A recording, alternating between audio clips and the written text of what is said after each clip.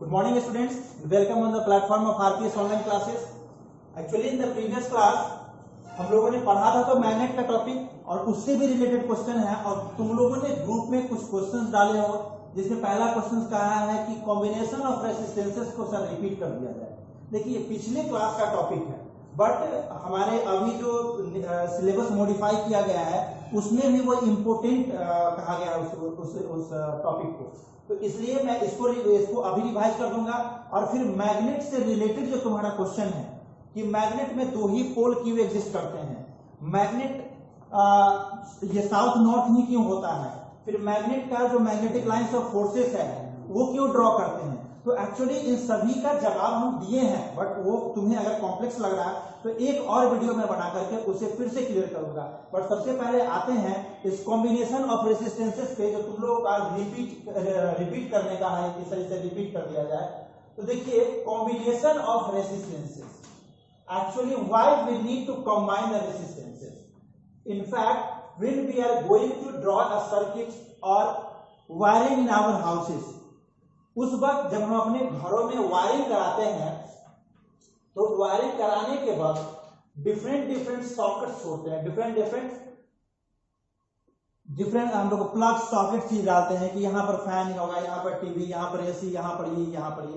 तो ये सारे तुम्हारे नॉलेज में जो है फैन है, एसी है, फ्रिज है, टीवी है, लेकिन जो पावर सप्लाई यूनिट है उसके लिए सिर्फ और सिर्फ वह लोड है, सिर्फ और सिर्फ वह रेसिस्टेंस है, जिसमें टीवी के रेसिस्टेंसेस, टीवी का लोड जो है सो ज्यादा है, आयरन का लोड बहुत कम है, जो बॉल है, CFL है, LED है, ये सब का बहुत कम है, फ्रिज का बहुत ज्यादा है।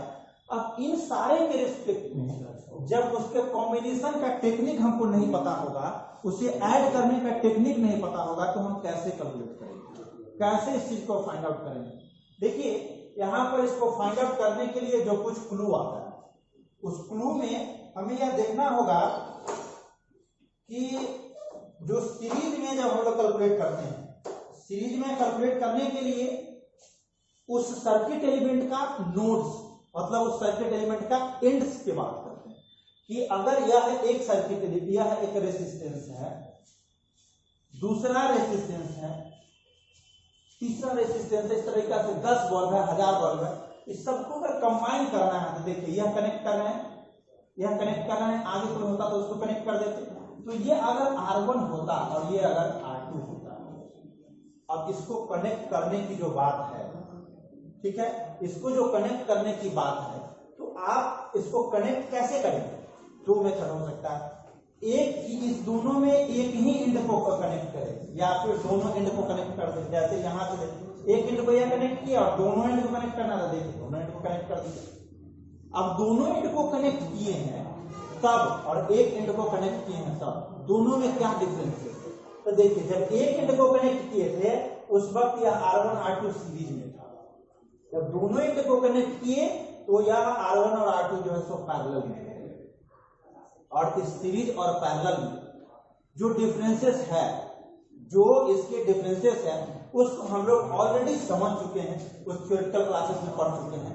अब यहाँ पर देखा जाए कि सीरीज पैरेलल, जैसे यह R1 और R2 है तो फर्स्ट में ये सीरीज में है, ठीक है, फर्स्ट में ये सीरीज में है, तो सीरीज में है तो कैसे हम लोग फाइंड आउट करते हैं। देखिए R1 और R2 के लिए आपको जो कोई सर्किट एलिमेंट सीरीज में है या पैरेलल में है उसको समझने के लिए कहते हैं कि उस दो सर्किट एलिमेंट के बीच पहले कितने कॉमन एंड्स है उसको फाइंड आउट करने की कोशिश करते हैं। एक ये सर्किट एलिमेंट, एक ये सर्किट एलिमेंट, इस दोनों का कॉमन एंड देखिए यहाँ पर है, एक ही जगह दोनों कॉमन एंड है, शॉर्ट है, ऐड किया गया है, ये कॉमन एंड अलग है, ये कॉमन एंड अलग है। अगर कोई और कनेक्ट करते तो इससे कनेक्ट करते, इस दोनों के साथ तो एक ही कॉमन एंड हुआ, तो ये हो गया सीरीज में। और जब सीरीज में है तो उसके R इक्विवेलेंट को बोलते हैं कि R1 प्लस R2। अब 3 4 5 जितने भी हो इसको डायरेक्टली ऐड कर दीजिए, ये उसका R इक्विवेलेंट हो जाएगा। अगर इसी को पैरेलल कर दिए, जैसे यहां से देखिए इसको ऐसे यहां से कनेक्ट कर दिए और जब इसको कनेक्ट किए हैं तो देखिए इसको हम इस तरीका से भी कर सकते हैं, ये R1 हो गया,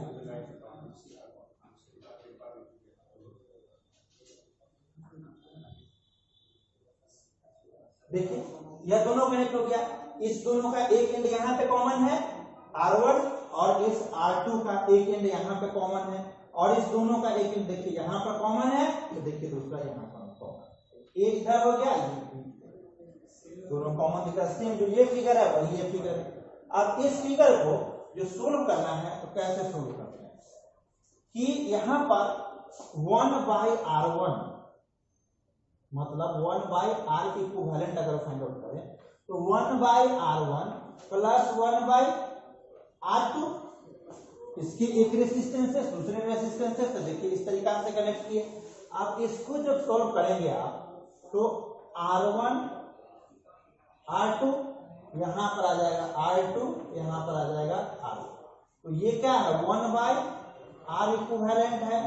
अब अगर R इक्विवेलेंट फाइंड आउट करोगे तो ये चूंकि यहां से ऊपर आया है तो ये भी ऐसे रेसिप्रोकल करेगा, 1/R equivalent bye 1/1/1/R equivalent ऐसा करेंगे, ये R इक्विवेलेंट ऊपर आएगा तो ये भी वैसा हो जाएगा। तो इसको हम लोग कर सकते हैं R1 R2 bye R1 plus R2, ये हो गया उस पैरेलल।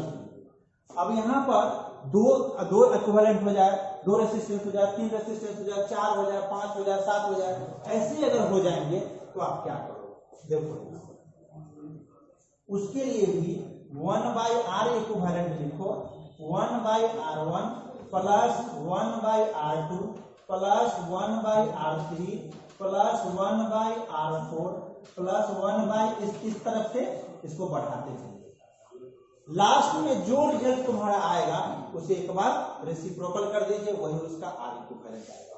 क्योंकि यह 1/R इक्विवेलेंट है, इसका रेसिप्रोकल R इक्विवेलेंट बाय 1 होगा, तो वैसे ही इधर इसका भी टोटल का सम कर लीजिए और उसको चेंज करके लिख सकते हैं। अब यह सिंपल सा तरीका है। इसमें ट्रिक क्या हुआ, सबसे पहले तुम्हें फाइंड आउट करना है कॉमन एंड्स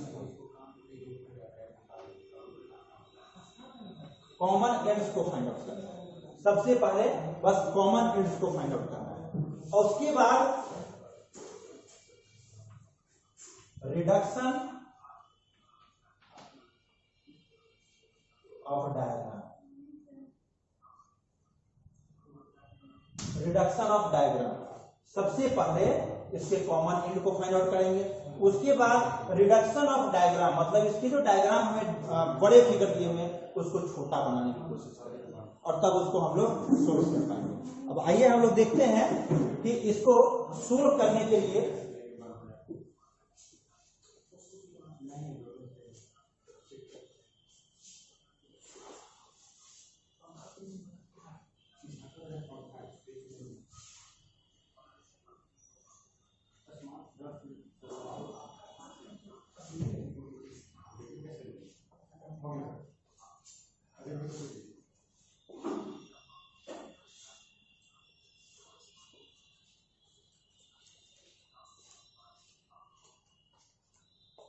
देखिए ये रेसिस्टेंसेस है, इसे अगर हमें कनेक्ट करना हो तो कैसे कनेक्ट कर सकते हैं, आप देखिए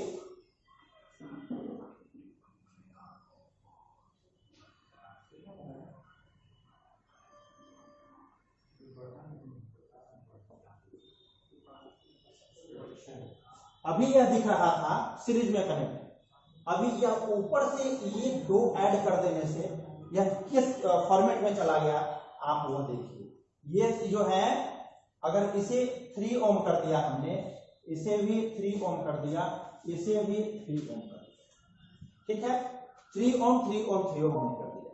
अब यहां यह A है और ये आपका B है, तो जो रिमेनिंग जहां जहां कनेक्शन है वहां भी नाम दे दीजिए, C D E और F, ये इसके नेमिंग्स हो गए।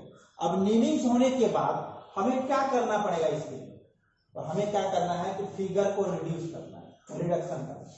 तो देखिए यहां अगर हम लोग ये ऐसे, यहां कोई रेसिस्टेंस नहीं है, यहां A दिए और यहां पर C दिए।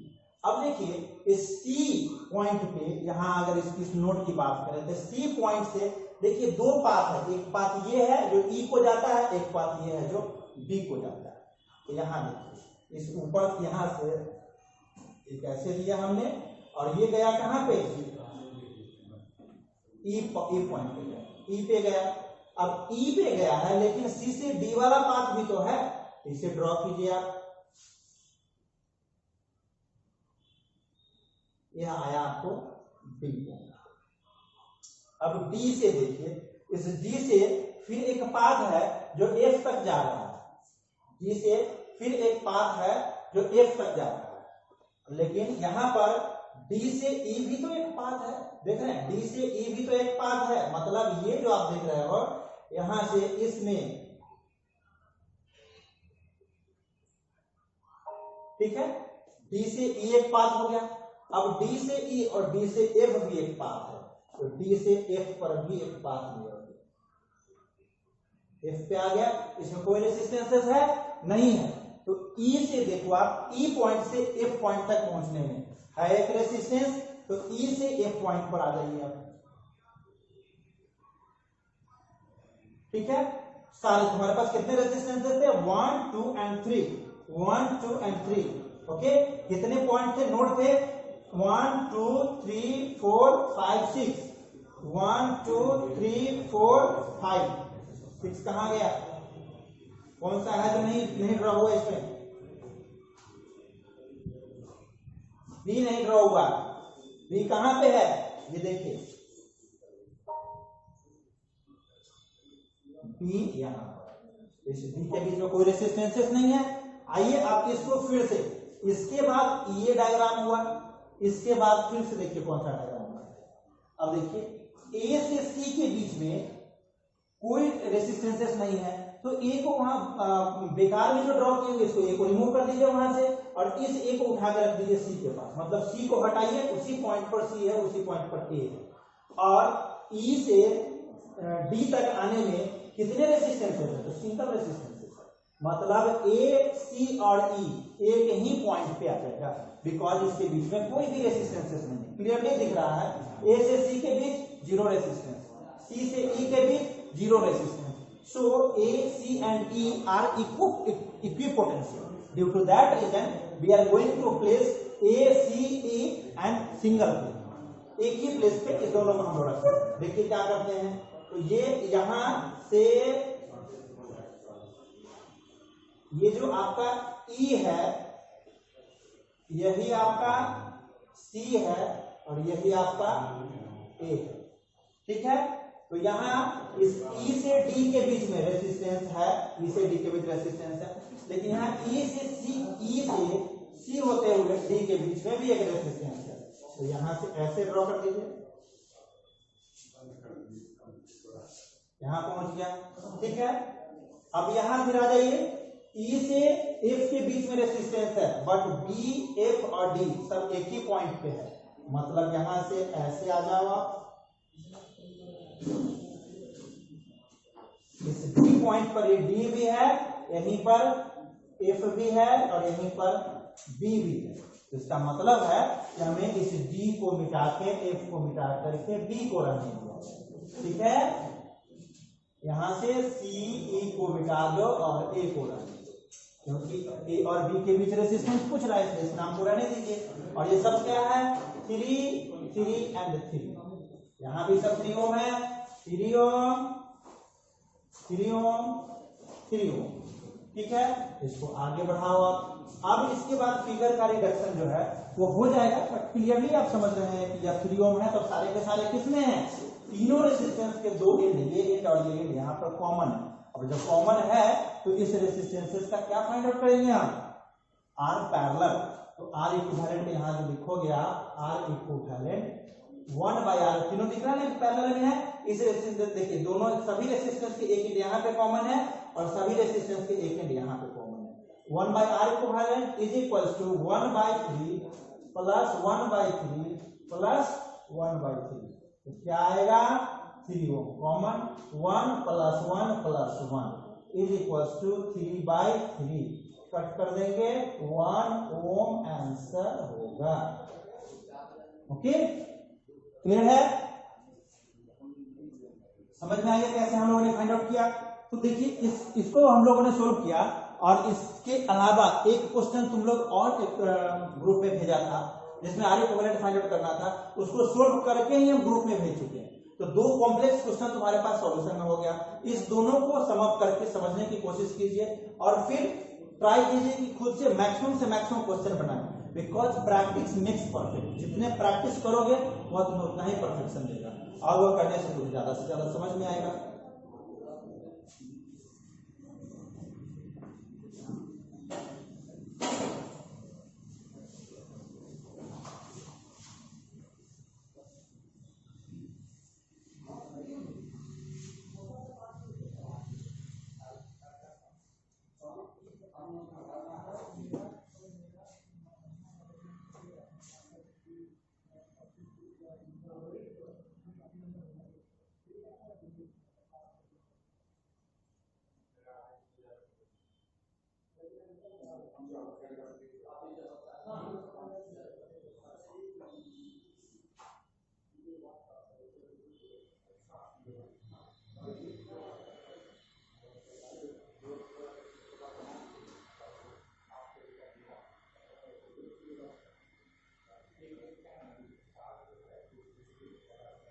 देखिए इस तरह का क्वेश्चन था, और ये ए एंड और ये बी एंड, इस ए और बी के बीच में आर इक्विवेलेंट फाइंड आउट करना था।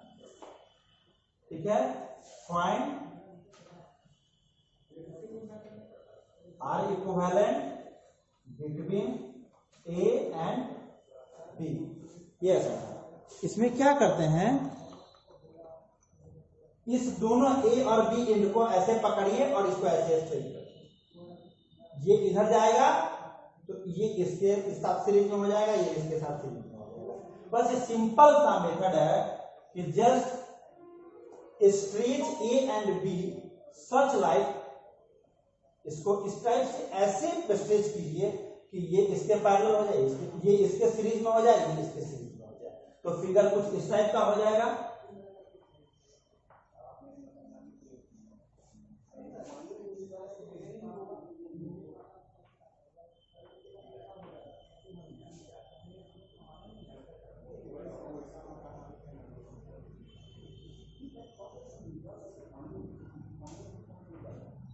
ओम 8 ओम, ये भी 4 ohm and 8 Om.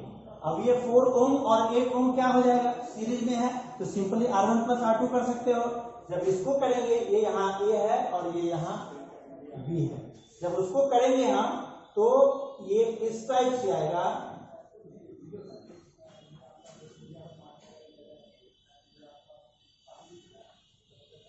Four ohm और 8 ओम क्या हो जाएगा, 12 ओम हो जाएगा, और ये भी 12 ओम हो गया। ए है और ये बी है। इसके बाद जो तुम्हारा फिगर आएगा वो सिंपल, या 12 ओम और 12 ओम क्या हो जाएगा, पैरेलल में हो गया। पैरेलल में हो गया तो बस एक रेजिस्टेंस आर पैरेलल निकाल दीजिए, वो ए और बी के बीच में आ जाएगा, जिसका 6 ओम आंसर होगा। ठीक है, फिगर रिडक्शन जब तुम समझ आओगे ना तो सारा क्वेश्चन तुम्हारा पढ़ना आसान हो जाएगा, बिकॉज ये हमें फिगर को रिड्यूस करना हमें हेल्प करता है कि कौन किसके पैरेलल में आएगा और कैसे सोल्व करेगा। इस क्वेश्चन को सोल्व, दो तीन क्वेश्चन सोल्व करने से हमें लगता है कि तुम्हारा डाउट क्लियर हो गया होगा। और इसके बाद जो नेक्स्ट क्लास हमारा होगा उसमें मैग्नेट का जो इंट्रो, जो कुछ तुम्हारा क्या कहते हैं, तुम्हारा एकदम बेसिक सा क्वेश्चन है, उसको नेक्स्ट क्लास में हम लोग सोल्व करेंगे। तब तक के लिए रहने दीजिए। Okay, thank you.